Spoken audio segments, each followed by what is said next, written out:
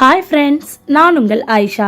இன்றைக்கி நம்ம ஒரு முக்கியமான ஒரு இன்ஃபர்மேஷன் தான் பார்க்க போகிறோம். என்னென்னு பார்த்தீங்கன்னா, நம்ம ரேஷன் கார்டில் பெயர் நீக்கம் செய்கிறது எப்படி அப்படிங்கிறது தான் இப்போ இந்த வீடியோவில் நான் ஃபுல்லாக கிளியராக வந்து எக்ஸ்பிளைன் பண்ணியிருக்கேன். ஸோ நீக்கம் பண்ணுறதும் ப்ளஸ் வந்து நீக்கம் பண்ணது வந்து என்ன ஸ்டேட்டஸில் இருக்குதுன்னு செக் பண்ணுறதும் எப்படிங்கிறத ரொம்ப டீட்டெயிலாக ஸ்டெப் பை ஸ்டெப்பாக நான் வந்து எக்ஸ்பிளைன் பண்ணியிருக்கேன். ஸோ இதை பார்த்து நீங்களே உங்கள் வீட்டில் இருந்த மாதிரி ஜஸ்ட் ஒரு 5 மினிட்ஸில் உங்கள் மொபைலில் உங்களால் வந்து பெயர் நீக்கம் வந்து பண்ணிக்க முடியும். ஸோ அதனால் இந்த வீடியோவை ஸ்கிப் பண்ணாமல் ஃபர்ஸ்ட்லேருந்து லாஸ்ட் வரைக்கும் பாருங்கள். அப்போ தான் நான் சொல்ல வர தகவல் என்ன அப்படிங்கிறது உங்களுக்கும் புரியும்.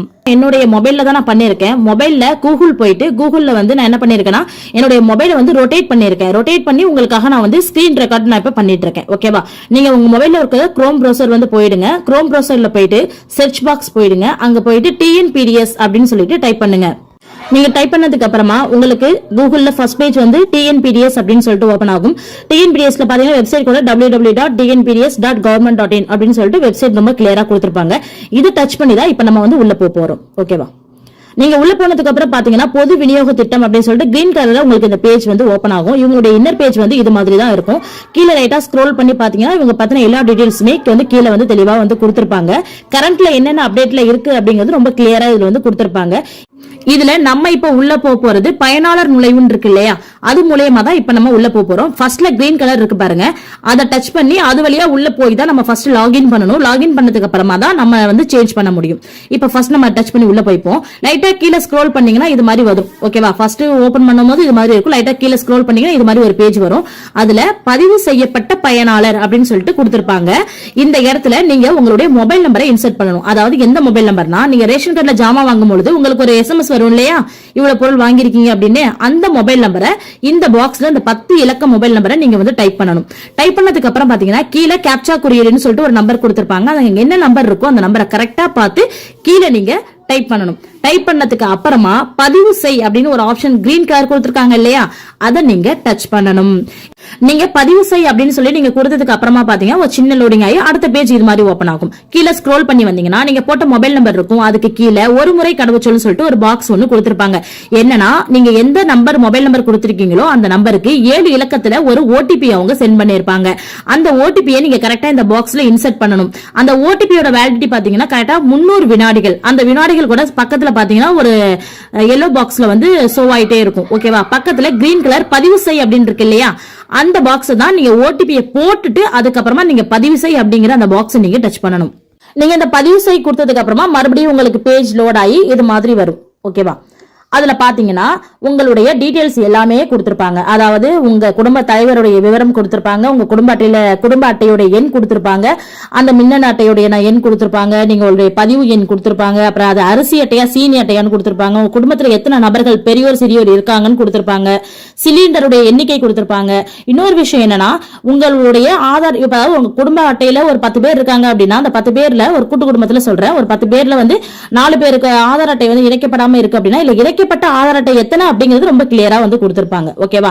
அதுக்கு கீழே அந்த அட்டை வந்து செயலில் இருக்கா அப்படின்னு கொடுத்திருப்பாங்க. அப்புறம் உங்களுடைய அட்ரஸ் கொடுத்திருப்பாங்க. இதெல்லாம் ரொம்ப கரெக்டா வந்து கொடுத்திருப்பாங்க. உங்களுக்கு இந்த டீடைல்ஸ்லாம் உங்க மொபைல்ல ஒரு சின்ன PDF வேணும்னு அப்படி விருப்பப்பட்டீங்கன்னா, இல்ல மின்னணு அட்டை கோப்பு பதிவிறக்கம்னு ஒரு ஆப்ஷன் இருக்கு இல்லையா, அதை ஜஸ்ட் நீங்க டச் பண்ணீங்கன்னா உங்களுக்கு உடனே இந்த பேஜ் இப்படி ஓபன் ஆகும். உங்க மொபைல்ல பாத்தீங்கன்னா இது மாதிரி வந்து டவுன்லோட் ஆயிடும். ஓகேவா? உங்களோட டீடைல்ஸ் எல்லாமே கரெக்டா இது மாதிரி ஒரு சின்ன ஒரு PDF மாதிரி டவுன்லோட் ஆயிடும். நீங்க அது மாதிரி கூட வச்சு யூஸ் பண்ணிக்கலாம். ஃபர்ஸ்ட் உள்ள என்ட்ரானதும் ஃபர்ஸ்ட்ல ஒரு முகப்பு பேஜ் இருந்தது இல்லையா, ஸோ அந்த பேஜ்க்கு இப்போ வந்துக்கோங்க. லைட்டாக கீழே ஸ்க்ரோல் பண்ணி வாங்க. நீங்கள் கீழே ஸ்க்ரோல் பண்ணி வரும்போது பார்த்தீங்கன்னா உங்களுக்கு மின்னணு அட்டை தொடர்பான சேவைகள் அப்படின்னு சொல்லிட்டு ஒரு ஆப்ஷன் இருக்கும். ஸோ அந்த ஆப்ஷனுக்கு கீழே நிறைய ஆப்ஷன் வந்து கொடுத்துருப்பாங்க. இதில் குடும்ப உறுப்பினர் நீக்க அப்படின்னு ஒரு ஆப்ஷன் ஏதோ இருக்குது பாருங்கள். நான் ஹைஃபன் பண்ணி காட்டுறேன் பாருங்கள். இந்த ஆப்ஷனுக்குள்ளார போய் தான் இப்போ நம்ம வந்து குடும்ப உறுப்பினரை நீக்க போகிறோம். ஸோ இந்த ஆப்ஷனை நீங்கள் ஃபர்ஸ்ட் வந்து டச் பண்ணிக்கோங்க. நீங்கள் டச் பண்ணதுக்கு அப்புறமா பார்த்தீங்கன்னா உங்களுக்கு மறுபடியும் இதே போல் ஃப்ரண்ட் பேஜ் ஓப்பன் ஆகும். அப்படியே லைட்டாக ஸ்க்ரோல் பண்ணி கீழே வாங்க. கீழே வந்தீங்கன்னா இங்கே பாருங்கள், அட்டை தொடர்பான சேவைக்கு அப்படின்னு சொல்லிட்டு ஒரு ஆப்ஷன் வந்து ஓப்பன் ஆயிருக்கா. அதுக்கு கீழே பாருங்கள், சேவையை தேர்வு செய்யவும்னு ஒரு ஆப்ஷன் கொடுத்துருப்பாங்க. அதை நீங்கள் டச் பண்ணிங்கன்னா அதில் நிறைய ஆப்ஷன் வந்து கொடுத்துருப்பாங்க. அதில் லாஸ்ட்டாக பாருங்கள், குடும்ப உறுப்பினர் நீக்க அப்படின்ற ஆப்ஷன் நீங்க சூஸ் பண்ணிக்கோங்க. சூஸ் பண்ணதுக்கு அப்புறமா கீழே வந்து பாருங்க ஆவண வகையை தேர்ந்தெடுக்கும்னு சொல்லியிருப்பாங்க. அதாவது டாக்குமெண்டேஷன் கொடுக்க சொல்லியிருப்பாங்க. என்னென்ன நம்ம கொடுக்கலாம்னு பார்த்தீங்கன்னா, ஒருத்தவங்களுடைய இறப்பு சான்றிதழ் இருந்தால் இறப்பு சான்றிதழ் இறப்பு காரணமா ஒருத்தவங்களை நீங்க நீக்கம் பண்றீங்கன்னா இறப்பு சான்றிதழ் கொடுக்கணும். அதாவது டெத் சர்டிஃபிகேட் வாங்கியிருப்பீங்க இல்லையா, அதை இந்த இடத்துல நீங்க கொடுக்கணும். நெக்ஸ்ட், ஒரு கல்யாணம் பண்ணி ஒரு இடத்துக்கு போயிட்டாங்க, இப்போ அதனால வந்து நீங்க நீக்கம் பண்றீங்க, உங்க பொண்ணுடைய பெயரை நீங்க நீக்கம் பண்ணி கொடுக்குறீங்க, இல்ல உங்க பையனுடைய பெயரை நீங்க நீக்கம் பண்ணி கொடுக்குறீங்க அப்படின்னா திருமண சான்றிதழ் அப்படின்னு சொல்லி மேரேஜ் சர்டிஃபிகேட் இருக்கு இல்லையா, அதை நீங்க இந்த இடத்துல வந்து கொடுக்கலாம். நெக்ஸ்ட் வந்து ஒரு குழந்தைய வந்து தத்தெடுக்கிறீங்க அப்படின்னா அந்த தத்தெடுக்கிறதுக்கான ஒரு சான்றிதழ் உங்ககிட்ட இருக்கும் இல்லையா, அந்த காரணத்தினால நீங்க வந்து ஒருத்தவங்க வந்து நீக்கம் பண்றீங்க அப்படின்னா அதுக்கான சான்றிதழ் நீங்க வந்து கொடுக்கலாம். ஸோ என்ன ரீசனுக்காக ஒருத்தவங்களை நீங்க வந்து இந்த கார்டில் வந்து இணைக்கிறீங்க அப்படிங்கும் போது அதுக்கான சர்டிஃபிகேட்டை வந்து இந்த இடத்துல நீங்கள் வந்து கொடுக்கணும். நான் சும்மா ஒரு எக்ஸாம்பிளுக்கு உங்களுக்கு நான் காமிச்சிருக்கேன். இப்போ நான் மேரேஜ் ரீசன் அப்படின்னு சொல்லி கொடுக்குறேன். ஸோ மேரேஜ், அதாவது திருமணம் நடைபெற்ற காரணத்தால் நீக்கம் வேண்டி விண்ணப்பிக்கிறேன் அப்படிங்கிற மாதிரி நான் தமிழ்லையும் டைப் பண்ணுறேன், அதை நான் மேலே இங்கிலீஷ்லையும் நான் டைப் பண்ணுறேன். ஸோ அதை நான் டைப் பண்ணிவிட்டு கீழே வந்தீங்கன்னா உங்களுக்கு இதை மாதிரி பாக்ஸில் அந்த குடும்ப அட்டையில் உள்ள மொத்த நபர்களுடைய பெயரும் இது மாதிரி கொடுத்துருப்பாங்க. அங்கே லாஸ்ட்டில் பார்த்தீங்கன்னா நிலைமை அப்படிங்கிற இடத்துல செயலில் இருக்குது. எல்லாருமே இந்த 4 பேர் இப்போ செயலில் இருக்காங்க அப்படின்னு சொல்லி காமிச்சிருக்காங்க இல்லையா. அது மட்டும் இல்லாமல் யாரை வந்து இப்போ நம்ம நீக்கம் பண்ண போகிறோமோ அவங்களுக்கு நேராக இது மாதிரி நம்ம வந்து டிக் மார்க் வந்து கொடுக்கணும். நீங்கள் யாரை நீக்கம் பண்ணுறீங்களோ சரியான நபரை கரெக்டாக கொடுக்கணும், இல்லைனா அப்போ தவறான நபர் வந்து நீக்கம் ஆகிடுவாங்க. அவங்க பேருக்கு நேராக இருக்கக்கூடிய அந்த பாக்ஸில் போயிட்டு நீங்கள் என்ன பண்ணணும், அது மாதிரி டிக் மார்க் வந்து கொடுக்கணும். டிக் மார்க்கை அது மாதிரி கொடுத்தா மட்டும்தான் அவங்க வந்து நம்ம கார்டுலேருந்து நீக்கம் பண்ண முடியும். மேலே ஒரு ஆவணத்தை வந்து அப்லோட் பண்ண போகிறீங்க, கீழே வந்து இதை மாதிரி டிக் மார்க் கொடுத்துட்டு அதுக்கு கீழே உறுதிப்படுத்துதல் ஒரு ஆப்ஷன் இருக்கு இல்லையா, இந்த பாக்ஸை குட்டி பாக்ஸை ஒரு டிக் பண்ணிடணும். இதையும் நீங்கள் டிக் பண்ணிவிட்டு அதுக்கு கீழே பதிவு செய்யணும் ஒரு ஆப்ஷன் இருக்குல்ல. ஃபர்ஸ்ட் நம்ம பண்ணோம் இல்லையா, சேர்த்தோம்ல, சேர்க்கும் போது என்ன ஃபாலோ பண்ணணுமோ சேம் அதே தான், சின்ன ப்ரொசீஜர் மட்டும் தான் மாறுது.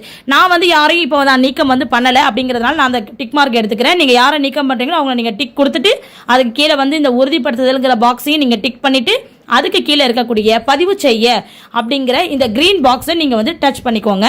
நீங்க கொடுத்ததுக்கு அப்புறமா பாத்தீங்கன்னா உங்களுக்கு பேஜ் வந்து இது போல தான் ஓபன் ஆகும். அடுத்த பேஜ் இதுலயும் டிக் மார்க் கிரீன் டிக் வந்திருக்கு பாருங்க. அப்படி கிரீன் டிக் வந்துட்டுனா அந்த உறுப்பினர் வந்து நீக்கம் பண்றதுக்கான கோரிக்கை வந்து வெற்றிகரமா வந்து பதிவு செய்யப்பட்டு விட்டது அப்படின்னு சொல்லிட்டு கொடுத்துருவாங்க. அதுக்கான ஒரு குறிப்பு எண்ணையும் அவங்க வந்து கீழே வந்து கொடுத்துருவாங்க. ஸோ உறுப்பினர் சேர்க்கக்கூடிய விஷயமா இருக்கட்டும், நீக்கக்கூடிய விஷயமா இருக்கட்டும், முகவரி மாற்ற விஷயமா இருக்கட்டும், இல்லை ஒரு கடையையே மாற்றக்கூடிய விஷயமா இருக்கட்டும், எதுவாக இருந்தாலுமே சரி இதே மாதிரி உங்களுக்கு ஃபைனல்ல இது மாதிரி கிரீன் டிக் வந்து குறிப்பு எண் அப்படின்னு ஒன்று வந்து கொடுப்பாங்க. இந்த குறிப்பு எண்ணை எடுத்துட்டு போயிட்டு நம்ம என்ன பண்ணணும்னா, நம்ம என்ன நிலைமைக்கு நம்ம கொடுத்துருக்கோமோ, அதாவது நம்ம கொடுத்த அப்ளிகேஷன் என்ன ஸ்டேட்டஸ்ல இருக்கு அப்படிங்கறத இப்போ நம்ம செக் பண்ண போறோம். இப்போ நீங்க மெயின் பேஜ் வந்துக்கோங்க. மெயின் பேஜ் வந்துட்டு கீழே லைட்டா ஸ்க்ரோல் பண்ணுங்க. இந்த இடத்துல நம்ம ஸ்டார்டிங்ல பார்த்த மாதிரி ஒரு ஆப்ஷன் வரும். அதாவது என்னன்னா மின்னணு அட்டை தொடர்பான சேவைகள்னு, அதுல லாஸ்டா ஒரு ஆப்ஷன் இருக்கு பாருங்க, அட்டை தொடர்பான சேவை நிலை அறிய அப்படின்னு ஒரு ஆப்ஷன் இருக்குல்ல. நான் ஸ்டார்டிங்ல சொன்னேன்ல, அந்த ஆப்ஷன் இதுதான். ஸோ இந்த ஆப்ஷனுக்குள்ளார நீங்கள் வந்துக்கோங்க. வந்துட்டு பார்த்தீங்கன்னா இதே மாதிரி இருக்கும், அட்டை தொடர்பான சேவை நிலை அறிய அப்படின்னு இதே மாதிரி ஒரு பேஜ் வந்து உங்களுக்கு ஓப்பன் ஆகும். நம்ம எது ஓப்பன் பண்ணாலுமே கொஞ்சம் கீழே ஸ்க்ரோல் பண்ணி வந்தால் தான் நம்ம என்ன ஆப்ஷன் கொடுத்தோமோ அந்த ஆப்ஷனுக்கான டீட்டெயில்ஸ் வந்து கீழே இருக்கும். ஓகேவா? இந்த இடத்துல நம்ம குறிப்பு எண் அப்படின்னு நாங்கள் சொன்னோம் இல்லையா, அந்த குறிப்பு எண்ணை இந்த இடத்துல நீங்கள் வந்து டைப் பண்ணிக்கோங்க. அந்த குறிப்பு எண் கரெக்டாக நீங்கள் இந்த இடத்துல டைப் பண்ணிக்கிட்டு அதுக்கு கீழே பாருங்கள் க்ரீன் கலரில் பதிவு செய்ய அப்படின்னு ஒரு ஆப்ஷன் இருக்கு இல்லையா. ஸோ அந்த ஆப்ஷனை என்ன பண்ணணும்னா நம்ம வந்து டச் பண்ணிடணும். ஸோ நம்ம இதை மாதிரி செய்கிறது மூலயமா நம்மளுடைய இப்போ கொடுத்தோம்ல ஒரு அப்ளிகேஷன் உள்ள நம்ம இன்சர்ட் பண்ணியிருப்போம் இல்லையா, பெயர் நீக்கம் பண்ணுறதுக்கோ அல்லது வந்து சேர்க்கிறதுக்கோ இல்லை வந்து முகவரி மாற்றவோ கொடுத்துருப்போம்ல, அந்த ஸ்டேட்டஸ் வந்து என்ன நிலையில் இருக்குங்கிறத நம்ம இதில் வந்து தெரிஞ்சுக்க முடியும்.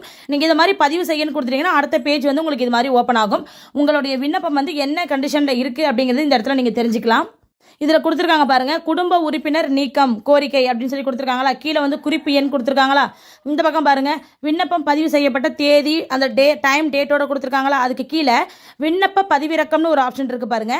இதை நீங்கள் டச் பண்ணீங்க அப்படின்னா நீங்கள் என்ன டீட்டெயில்ஸ்லாம் உள்ளே கொடுத்தீங்களோ அந்த டீட்டெயில்ஸ் அப்படியே உங்களுக்கு ஒரு பிடிஎஃபாக உங்களுக்கு டவுன்லோட் ஆகும். ஓகேவா? நீங்கள் ஒரு கடையில் போய் நீங்கள் பண்ணும்பொழுதும் இதே மாதிரி தான் அவங்க உங்களுக்கு பண்ணி விண்ணப்ப பதிவிறக்கம் பண்ணி உங்களுக்கு வந்து கொடுப்பாங்க. ஸோ அதை நம்ம மொபைல்லேயே நம்ம ஈஸியாக நம்ம வீட்டில் உட்காந்துலேயே நம்ம வந்து பண்ணிட முடியும். நமக்கு வந்து அடுத்தடுத்த ஸ்டேட்டஸ் வந்து ரன் ஆக இந்த கிரீன் டிக் வந்து ஒன்று வந்துட்டு இருக்கும். கோரிக்கை அனுமதிக்கப்படுதல் நிலை அப்படின்னு இருக்கு இல்லையா, அந்த இடத்துல நமக்கு டிக் வந்துருச்சு அப்படின்னா நமக்கு என்ன கோரிக்கை நம்ம நீக்கம் பண்ணவோ அல்லது சேர்க்கவோ முகவரி மாற்றவோ என்ன கோரிக்கை நம்ம உள்ள கொடுத்தோமோ அது வந்து சக்ஸஸ்ஃபுல்லாக முடிஞ்சிடுச்சு அப்படிங்கிறது தான் வந்து அர்த்தம். ஸோ அதுக்கப்புறம் நீங்கள் என்ன பண்ணணுமோ அதை நீங்கள் கரெக்டாக பண்ணிக்கலாம். அதுக்கப்புறம் நீக்கல் பண்ணதுக்கான சான்றிதழ் நீங்கள் மறுபடியும் வந்து பதிவிறக்கம் இந்த இடத்துல பண்ணிக்கலாம், பண்ணிவிட்டு அதை நீங்கள் வந்து யூஸ் பண்ணிக்கலாம். இப்போ நம்ம ரேஷன் கார்டில் ஒரு பேர் நீக்கவோ சேர்க்கவோ அல்லது முகவரி மாற்றவோ ஷாப் மாற்றுறதுக்கோ ஒரு இ சேவை மையத்துக்கோ அப்படி இல்லைனா வந்து ஒரு தாலுக்காக்கோ போகாமல் இந்த சேவைகள் எல்லாமே நம்ம மொபைல்லையே ஜஸ்ட் ஒரு 5 மினிட்ஸில் நம்மளால் பண்ணிட முடியும். ஸோ அது எப்படிங்கிறத மட்டும் இந்த வீடியோவை கொஞ்சம் நேரம் நீங்கள் லென்த்தாக பார்த்து நீங்கள் தெரிஞ்சுக்கிட்டீங்கன்னா அதுபடி நீங்கள் ரொம்ப ஈஸியாகவே நீங்கள் வந்து பண்ணிக்கலாம். ஓகே ஃப்ரெண்ட்ஸ், இந்த வீடியோ உங்களுக்கு பயனுள்ளதாக இருக்கும் அப்படின்ட்டு நான் நம்புறேன். அப்படி பயனுள்ளதாக இருக்குது அப்படிங்கிற பட்சத்தில் கண்டிப்பாக நீங்கள் இந்த சேனலை சப்ஸ்கிரைப் பண்ணிட்டு பக்கத்தில் இருக்கக்கூடிய பெல் ஐக்கானை டச் பண்ணி வச்சுக்கோங்க. அப்போ தான் நம்ம அடுத்தடுத்து போகக்கூடிய தகவல் எல்லாமே உங்களை வந்து உடனுக்குடனே வந்து சேரும். கண்டிப்பாக இந்த விஷயத்தை மற்றவங்களுக்கு ஷேர் பண்ணுங்கள். Okay, thank you, bye bye.